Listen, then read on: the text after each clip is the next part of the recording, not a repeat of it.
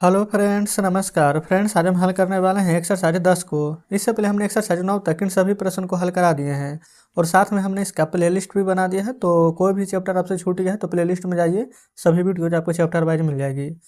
तो देखेंगे friends, exercise 10 को हल करेंगे। पहला है ना, यहाँ पर कि रेखाखंड ए बी की लंबाई ना 4.5 सेंटीमीटर है तथा ए बी ये वाला है ना 2 को बराबर ऊपर इस प्रकार से साइन है, ये हमारा सर्वांगसम होता है। ठीक है, तो सर्वांगसम सी डी है तो सी डी की लंबाई बताइए। ये वाला फिगर आप देख रहे हैं ऊपर, देखिएगा। तो मान लेते हैं ना ये वाला ए बी है, ए बी हमारा है 4.5। अगर ए बी 4.5 है, ये वाला ले लीजिए सी डी है। तो अगर ए बी 4.5 है तो सी डी कितना होगा, तो ये भी 4.5 ही होगा।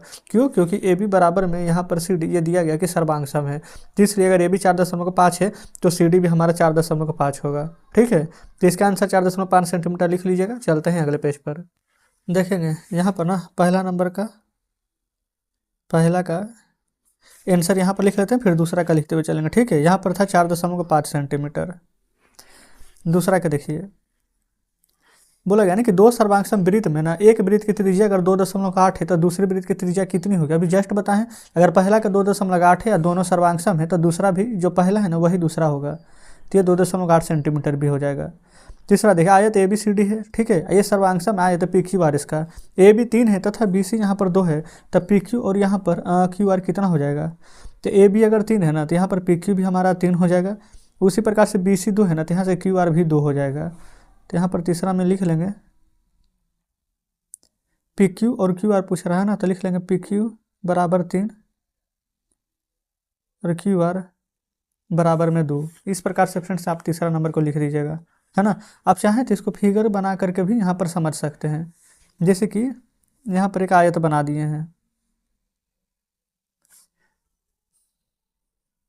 नाम क्या है पहला का ए बी सी डी, दूसरा का पी क्यू आर एस। आप यहाँ पर दे दीजिए A B C D P Q R S. देखिए ए बी 3 बी सी 2 है ना, ए बी 3 और बी सी 2 है, तो यहाँ से पी क्यू क्या हो जाएगा, ये 3 है तो ये भी 3 हो जाएगा। यहाँ से बी सी 2 है तो यहाँ से क्यू आर भी 2 हो जाएगा। ठीक है, ये होता है फ्रेंड्स हमारे यहाँ पर सर्वांगसम। क्लियर है। चौथा देखिए, अगर दो वर्ग सर्वांगसम होते हैं तो उनकी क्या, मान लेते हैं कि आयत नहीं है वर्ग है। ठीक है, तो यहाँ पर तो ये वाला भुजा ये वाला भुजा ये चारों भुजा ना आपस में दोनों का बराबर होता है। ठीक है, ये अगर 3 है तो सभी 3 3 होगा, ये 2 है तो सभी 2 2 होगा। तो अगर दो वर्ग अगर सर्वांगसम होगा तो उनका जो भुजा है ना वो उनका भुजा की लंबाई भी बराबर होगा। तो चौथा का आंसर लिख लीजिएगा भुजाओं की लंबाइयाँ।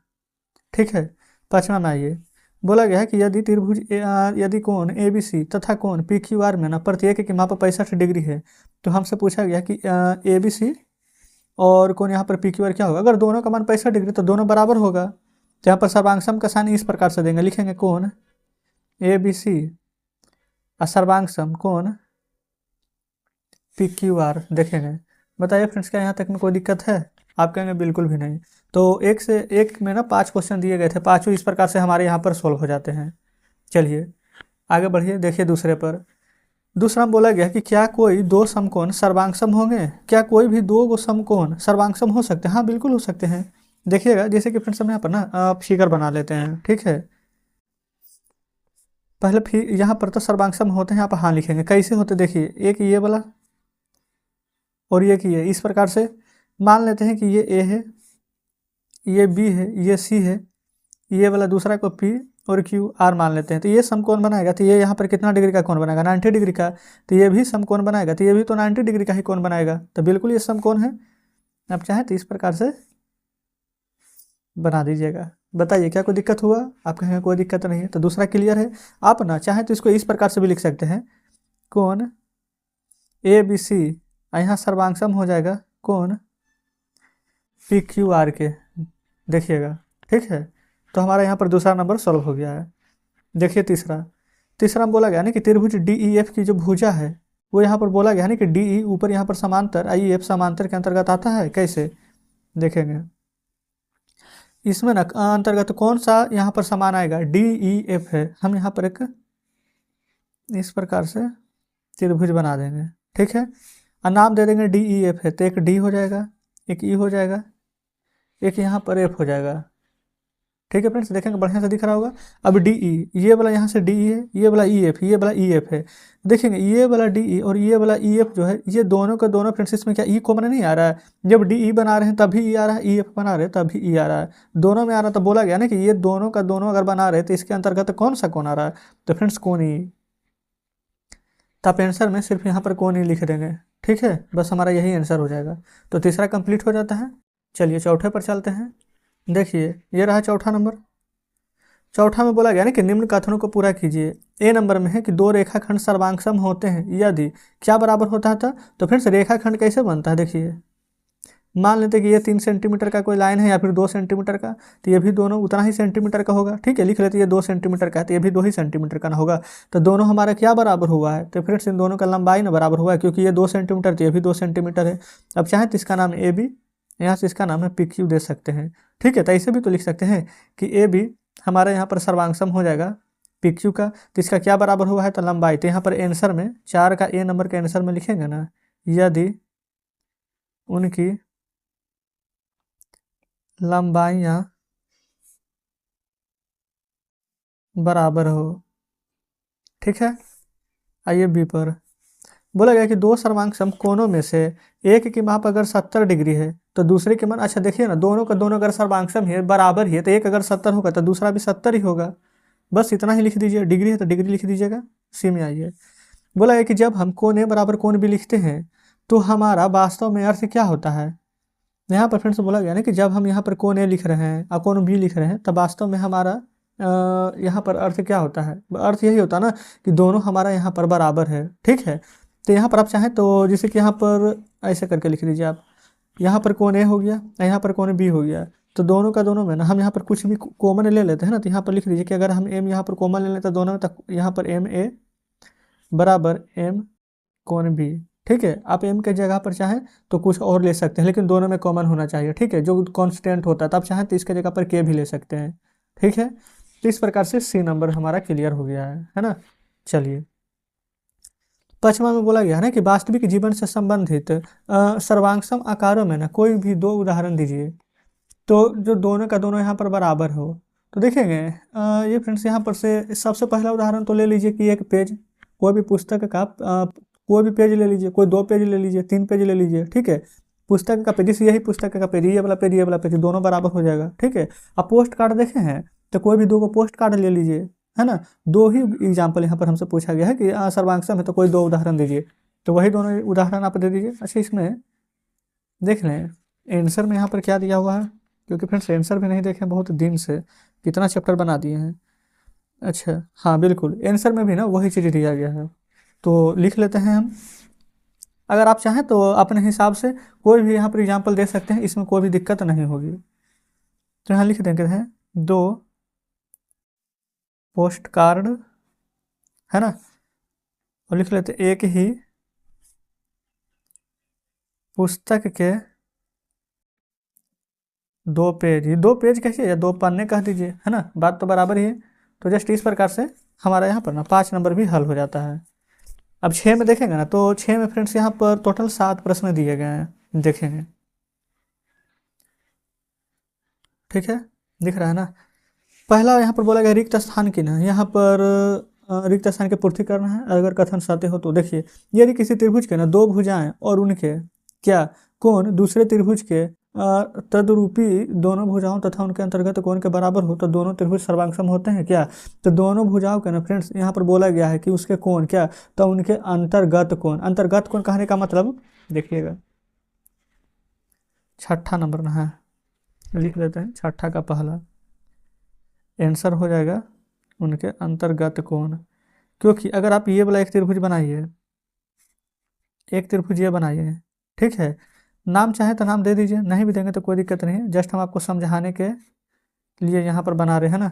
देखिए ये वाला कोण अगर बराबर है फिर इसके अंतर्गत कोण अंदर है, ये वाला कोण दोनों अंदर है, ये वाला तीनों फ्रेंड्स इसमें अंदर का कोण और तीनों इसका अंदर का कोण, ये भुजा सभी आपस में बराबर थे क्या, अंदर का ना, इसलिए अंतर्गत लिखें। बाहर का रहता तो बाह्य भाग लिखते हैं, ठीक है।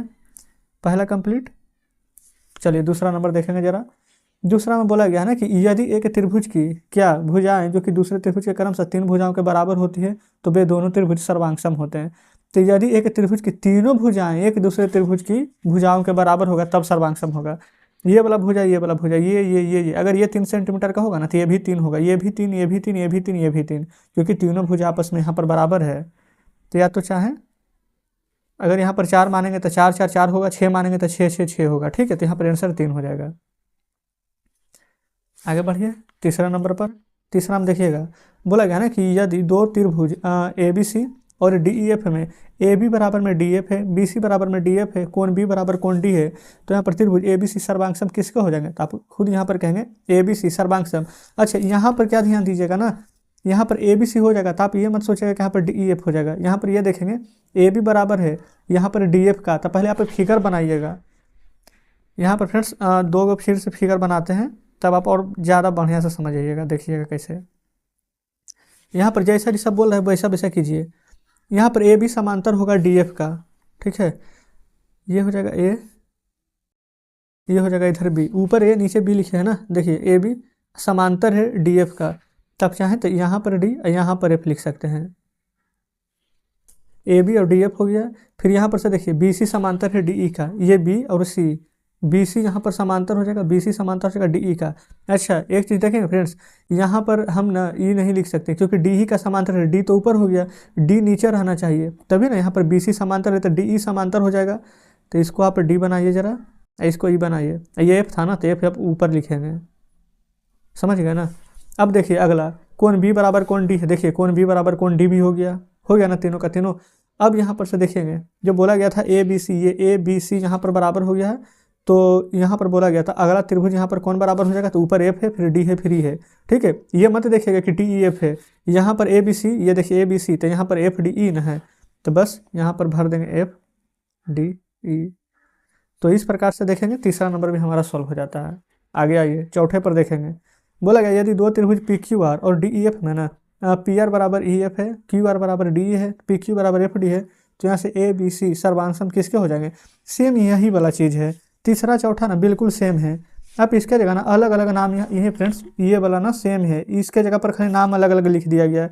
देखिए कहाँ था तीसरा चौथा ना, देखिए यहाँ पर पी क्यू आर है ना। अच्छा, यहाँ पर देखेंगे ना ए बी सी लिख दिया, गलती से लिख दिया गया होगा, यहाँ पर फ्रेंड्स पी क्यू आर लिखा होगा। ठीक है, अगर यहाँ पर पी क्यू आर लिखा होगा तो इसके बगल में जैसे डी ई एफ है, तो यहाँ पर ऊपर देखे थे एफ डी ई आया था ना, तो वही फ्रेंड्स हो सकता है कि इसमें भी आ जाए। आप एक बार यहाँ पर चेक कर लीजिएगा। ठीक है, बिल्कुल एफ डी ई ही आएगा, चौथा नंबर का आंसर में भी कोई भी चेंज नहीं होगा, एफ डी ई ही होगा। ठीक है, जैसे कि यहाँ पर देखेंगे पी क्यू आर है ना, तो यहाँ पर बना दीजिएगा इसको पी क्यू आर, आप अलग से यहाँ पर बना लीजिएगा फिगर। ठीक है, यहाँ पर आप पढ़ लीजिए जो बोला गया था, पी आर बराबर है ई एफ का, ये देखेंगे ये पी और आर बराबर ई एफ का, बिल्कुल ई एफ का बराबर है। क्यू आर बराबर है डी ई का, ये क्यू आर बराबर है डी ई का, पी क्यू बराबर है एफ डी का, ये रहा पी क्यू बराबर है एफ डी का, तो बिल्कुल यही वाला आंसर आ जाएगा। ठीक है, कोई दिक्कत नहीं है। तो इस प्रकार से फ्रेंड्स हम आपको यहाँ पर समझा दिए हैं चौथा नंबर। पाँचवा में आइए, पाँचवा बोला गया समकोण त्रिभुज है ना पी क्यू आर और डी ई एफ, कर्ण है पी क्यू, कर्ण पता है ना कि जो बड़ा बड़ा भुजा होता है वो होता है। चलिए यहाँ फिगर बना लेते हैं इस प्रकार से, पी क्यू कर्ण है तो पहले तो कर्ण ये लिख लीजिए पी क्यू, अगर पी क्यू ये है तो ये वाला तो आर हो जाएगा, सिंपल सी बात है। अगला देख लीजिए, यहाँ पर बोला गया है ई एफ और भुजा पी आर, अच्छा मतलब कि दोनों का दोनों बराबर है, ई एफ और पी आर ना। देखेंगे तो ये फ्रेंड्स यहाँ पर अगर ई लिख देंगे, ठीक है, यहाँ पर एफ लिख देंगे तो यहाँ पर क्या बचेगा? डी बच जाएगा। पी क्यू कर्ण है और यहाँ पर ई एफ बराबर हो जाएगा, तो पी क्यू अगर यहाँ पर बराबर होगा तो ई एफ भी तो यहाँ पर कर्ण होगा, पी क्यू कर्ण है तो ई एफ भी कर्ण होगा, तो जो डी बच जाएगा यहाँ पर आप लिख दीजिएगा। तो बोला गया कि भुजा पी आर बराबर डी ई है, ये पी आर बराबर डी ई है ना, यहाँ पर पी आर है, ये डी ई बराबर, आप कहेंगे जी बिल्कुल है। तो बोला गया है कि तो त्रिभुज यहाँ पर पी क्यू आर बराबर क्या हो जाएगा? देखेंगे पी क्यू आर बराबर क्या हो जाएगा? तो यहाँ से हो जाएगा E F D, P Q are तो ई एफ डी, तो लिख देंगे आंसर ई एफ डी। तो इस प्रकार से यहाँ पर पाँचवा भी हल हो गया है। अब आगे चलिए छठे पर देखेंगे, आ चुके हैं फ्रेंड्स यहाँ पर छठे नंबर प्रश्न पर। छठा बोला गया ना कि समद्विबाहु त्रिभुज है ए बी सी और ए बी बराबर में यहाँ पर ए सी दिया गया है। ठीक है, समद्विबाहु त्रिभुज जिसकी दो भुजा बराबर होती है, बना लीजिए पहले, है ना, ये दोनों भुजा आपस में बराबर हो जाएगा। ए बी सी, ये ए बी बराबर यहाँ पर ए सी क्या है, बिल्कुल सही। अब बोला गया बी डी तथा सी ना शीर्षलम है, तो शीर्षलम कैसे बनेगा, इस प्रकार से बना दीजिए, ये बी डी और एक यहाँ से बना लीजिए सी, ये हमारा यहाँ पर शीर्षलम हो जाएगा, ठीक है। और बी डी खाली स्थान यहाँ पर सी है, तो यहाँ पर क्या भरिएगा, देखिए सबसे पहले फ्रेंड्स यहाँ पर लिखेंगे ना कि जो बी डी है यहाँ से सी है, ये दोनों आपस में क्या हो जाएंगे, तो बराबर हो जाएंगे, यही आंसर आ जाएगा, ठीक है। क्यों, क्योंकि यहाँ पर से देखेंगे ना तो ए और बी और डी, ए बी डी ये हमारा यहाँ पर सर्वांगसम हो जाएगा, ए बी डी ये वाला फ्रेंड्स बराबर हो जाएगा किसका, तो ए और सी ई, ठीक है, ए सी ई का। कैसे जानते हैं, ए एस से, ठीक है, यानी कि एंगल ए का फुल फॉर्म ये सभी पढ़ाए थे ना, ए एस एस इस प्रकार से। तो आप चाहें ना तो यहाँ पर लिख दीजिए कि ए एस से, इसका फुल फॉर्म फ्रेंड्स आपको पता होना चाहिए, एंगल आई ए साइड होता है, ए से एंगल यानी कि कोण, एस से साइड यानी कि भुजा, ठीक है। यहाँ भी लिख सकते हैं कि बी डी जो कि बराबर हो जाएगा यहाँ पर हमारा सी ई का, बी डी बराबर सी ई। बाकी फ्रेंड्स मेन आंसर हमारा यहाँ पर बराबर हो जाएगा, बस हम आपको समझाने के लिए इतना बता रहे हैं। चलिए आगे बढ़ते हैं सातवां पर। सातवां बोला गया त्रिभुज ए बी सी का जो कि शीर्षलम है ना, देखेंगे ए बी सी यहाँ पर से शीर्षलम सी ई है, ठीक है, और तथा बी एफ के बराबर है, बस फ्रेंड्स बी यहाँ पर डी के जगह पर आप एफ बना लीजिएगा, फिगर में कोई परिवर्तन नहीं रहेगा, खाली डी के जगह पर एफ बना लेंगे। तो बोला गया कि ए बी बराबर क्या हो जाएगा, तो देखिए ये फ्रेंड्स ए बी इधर क्या हो जाएगा, ए बी बराबर में हमारा ए सी हो जाएगा, तो आंसर लिख दीजिएगा ए सी, ठीक है, बस इतना ही हो जाएगा।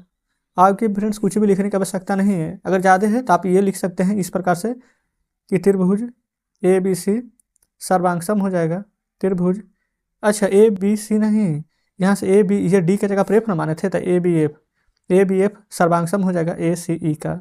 आप चाहें तो इतना बात यहाँ पर लिख दीजिए, नहीं तो फ्रेंड्स आंसर आपका सिर्फ ए सी है, क्लियर है। तो इस प्रकार से यहाँ पर देखेंगे कि 1 से लेकर के 6 नंबर तक के प्रश्न को सॉल्व करवा दिए हैं। बाकी फ्रेंड्स 7 नंबर से लेकर के जितने प्रश्न बचेंगे उसको कल के वीडियो में हल कराने वाले हैं। तो कमेंट बॉक्स में जरूर से बताइएगा कि आज का सेशन आपको कैसा लगा। वीडियो अच्छी लगी हो तो वीडियो को लाइक और चैनल को सब्सक्राइब कर दीजिएगा। कुछ कहना हो तो अभी कमेंट बॉक्स में बताइएगा। तो ठीक है फ्रेंड्स, मिलते हैं अब आपसे कल नेक्स्ट वीडियो में नेक्स्ट चैप्टर के साथ।